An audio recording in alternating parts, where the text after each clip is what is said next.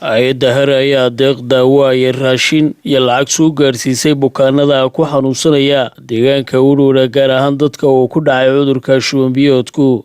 HARO ayaa waxay ka mid ka ahayd hay'adihii sida weyn ugu gurmaday dadka abaartu ay ku heleeshay deegaanada Sool, Sanaag iyo Cayn. Dadka deegaanka iyo odayaasha ku wareejiyay Dr.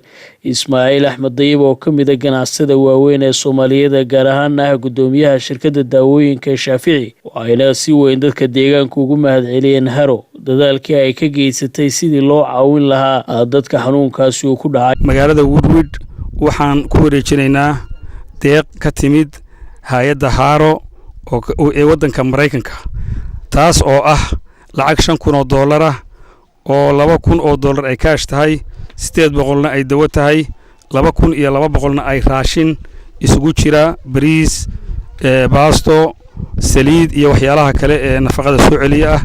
Ayaan waxaan rabaa anagoo wakiil hay'adaas oo isoo wakiishay inaan ku wareejiyo gudoomiyaha iyo guddiga bahda caafimaadka ee hawlahan shubanka iyo shuban biyoodka hawlahan bariyahan waday Masar Abdi Ali Jidaal. maanta halkan waxaanu joognaa magaalada Widhwidh.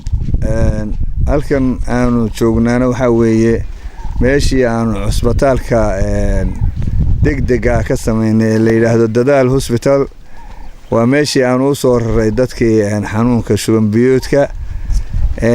maanta halka kan waxaa Ismaaciil Axmed Dayib oo ka wakiila hay'adda HARO ee fadhigeedu yahay Mareykanka ayaa lacag maxaan ahaayay iyo lacag kaasha oo ah 2,800 oo dawa iyo 2,200 oo raashina nagu wareejisay. waanu mahadcelinaynaa isaga iyo kuwii la soo baxayba. waxaanuna Ilaahay uga baryaynaa inuu saaro miisaanka xasanaadka maalinta yawmal qiyaamaha. waana ku mahadsan yihiin waxa cidii kale wax la baxaysa maxaan ahaayay oo gurmadkaas ku jirtana inuu waxaanu ka codsanaynaa inay u soo dadaalaan. hawl culus baa meesha taal, hawl fudud maaha. dadkan maxaan ahaayay waxa ka baxay xoolihii. xanuunku maaha kalooraha sida loo sheegay, waxa weeye biyaha ay cabaanna way xun yihiin, nafaqa darro, xoolihii baa dhammaaday. sidaas ay keenaysaa in dadku halka ku xireysan yahay. waxaana aanu meesha ku haynaa dad dawo doonaya oo cunto doonaya oo dhar doonaya oo meel jiibsadaan doonaya.